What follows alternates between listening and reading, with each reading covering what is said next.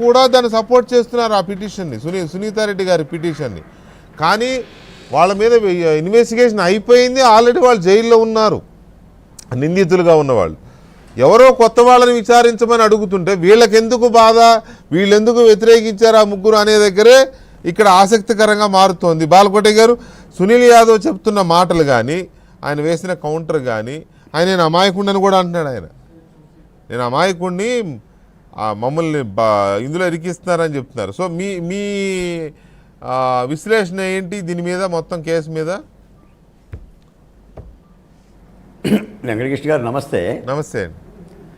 YS Vivekananda Reddy హత్య గురించి లేదా సిబిఐ దర్యాప్తు కోణం గురించి ఇది మొదటి డిబేటు కాదు, చివరి డిబేటు కాదు.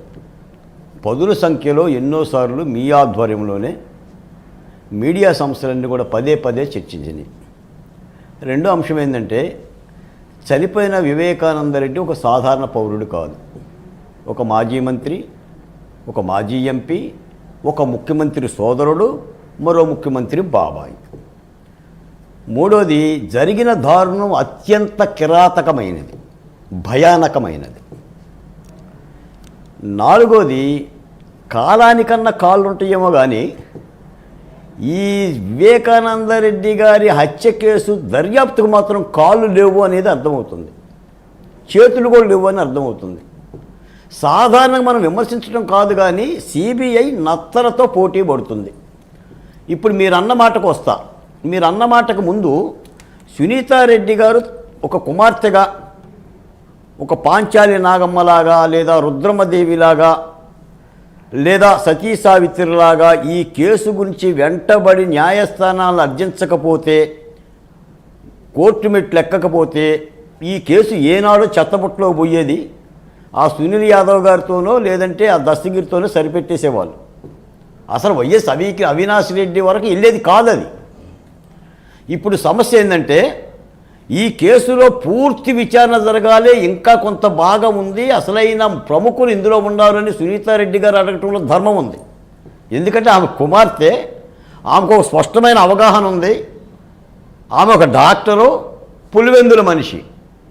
దానిని సిబిఐ కూడా కోర్టు అనుమతిస్తే మేము దర్యాప్తు చేస్తామంటుంది చూసారా. మరి అది ప్రశ్నే.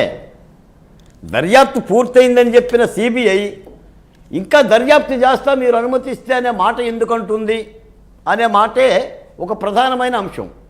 ఇప్పుడు సునీల్ యాదవ్ గారు పిటిషన్ వేయటం అనేది, ఆయన అందులో ముద్దాయిగా ఉన్నాడు కాబట్టి ఆయన అభిప్రాయం ఆయన చెప్పొచ్చు.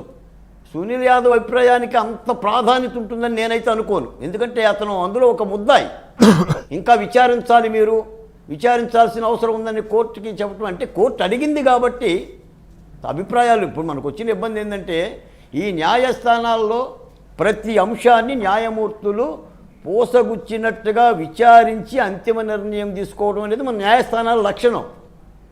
కానీ విషయం ఏంటంటే, 6 సంవత్సరాల 8 మాసాలండి. ఒక వివేకానందరెడ్డి గారు చనిపోయి 6 సంవత్సరాలు 8 మాసాలు సిబిఐ ఏమేం చేసిందో మనకు తెలుసు. అవినాష్ రెడ్డి గారిని ఎలా అరెస్ట్ చేయకుండా వెనక్కి తిరిగి వచ్చిందో తెలుసు. తెల్లవారుజాము 5:30 గంటలకు ఫోన్ ఎవరు చేశారో మనకు తెలుసు. మేడ మీదకి ఎవరిని పిలిపించారో మనకు తెలుసు. మేడ దిగి వచ్చిన ఆయన నో మోర్ అని ఎందుకు అన్నాడో మనకు తెలుసు. మరి ఇవన్నీ సిబిఐకి తెలియదండి. వెళ్తే అక్కడికి కూడా వెళ్ళాలి కదా, పోనీ సమాచారం అన్న పొందుపరచాలి కదా అఫిడవిట్లో. వీళ్ళకి తెలుసు. పాత్ర ఉందా, పాత్రదారులా, సూత్రధారుల అనే అంశాన్ని పక్కన పెట్టి ఆయన హత్య జరిగిన సమాచారం వచ్చింది కదా. హత్య జరిగిన సమాచారం వచ్చిన తర్వాత అది ఆత్మహత్య అని ఎలా చెప్పగలిగారు? అప్పుడు ఆ పత్రిక ఉన్న ఎడిటర్ ఎవరు? ఆ ఎడిటర్కి వచ్చిన ఇన్ఫర్మేషన్ ఏంటి? ఆ ఫోటోలు ఏంటి? ఆ చంద్రబాబు నాయుడు గారి చేతికి కత్తి ఇవ్వటం ఏంటి? లేదా విజయసాయిరెడ్డి గారు మాట్లాడిన మాటలు ఏంటి? మరి ఇవన్నీ అంశాలే కదా. ఇప్పుడు మనమే చెప్తున్నాం. నాకు తెలిసైతే సిబిఐ కంటే దర్యాప్తు మనం చేసాం. ఈ రోజున ఈ ప్రజాస్వామ్యంలో మీడియా వ్యవస్థ కూడా వాచ్డాగే కదా. న్యాయస్థానాలు చూడాలి. అత్యున్నత ఏమండే, మనకేం ఇంటర్పోల్ లేదు కదా వెంకటకృష్ణ గారు ఇచ్చుకోవటానికి. కనీసం సిబిఐ వద్దు, ఇంటర్పోల్ కావాలని అనటానికి లేదు కదా. ఉండదంతా కూడా సిబిఐఏ అత్యున్నత సంస్థ. అదే అగ్ని పరీక్షను ఎదుర్కొంటుంది. సిబిఐ ఆఫీసర్లే కేసుల్లోకి పోయారు. సిబిఐ ఆఫీసర్ కేసుల్లో పోయారు.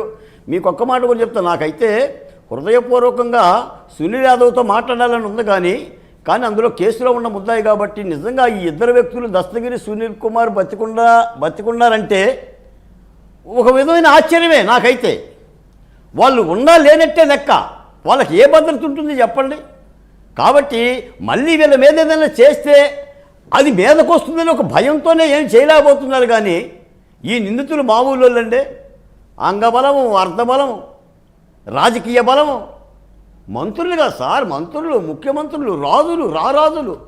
ఇప్పుడు వివేకానందరెడ్డి కుక్కను చంపి వివేకానందరెడ్డి కుక్కలాగా వివేకానందరెడ్డిని చంపిన గనులకి సునీల్ యాదవ్ మిమ్మల్ని చంపడం కానీ దస్తగిరి చంపడం కానీ పెద్ద విషయం అంటవా? దాదాపుగా నాకు తెలిసైతే ప్రాణాలు తెగించి మీరు మీడియా ముందుకు వచ్చారు. మీరు ఎప్పుడో ఆశలు వదిలేసుకున్నారు. ఈ జీవితం భగవంతుడు ఎంతవరకు ఇస్తే అంతవరకేనానని. మరి కాబట్టి ఈ రోజున సిబిఐయే ఈ ప్రశ్నకి సమాధానం చెప్పాలండి. తప్పనిసరిగా సిబిఐ దర్యాప్తుని అంతిమం వరకు తీసుకెళ్ళాలి. నేను ఒక్క మాట చెప్తాను వెంకటకృష్ణ గారు, నిజంగా కనుక వివేకానంద రెడ్డి అనే వ్యక్తి కనుక బతుకుంటే ఈ దేశ న్యాయ వ్యవస్థని సిబిఐని ఏం కోరేవాడంటే, అయ్యా నా కేసు మీరు ఏం ఛేదించలేరులే, వదిలేయండి, నాకులాగా మరో మంత్రి చావకుండా రక్షించుకోండి అని చెప్పేవాడు. బాధేస్తుందండి. వివేకానంద రెడ్డి గారిని హత్య గురించి విన్నా, సునీతారెడ్డి గారి ఆవేదన కన్నీరు గురించి విన్నా. ఈ మధ్య సచివాలయం దగ్గర సునీతారెడ్డి గారు నాకు కనిపించారు. ఒక 2 నిమిషాలు నేను మాట్లాడాను. అసలు ఆ కూతురు మహా ఇబ్బంది. అసలు ఆ రోజు పరిస్థితి ఏంటి సార్?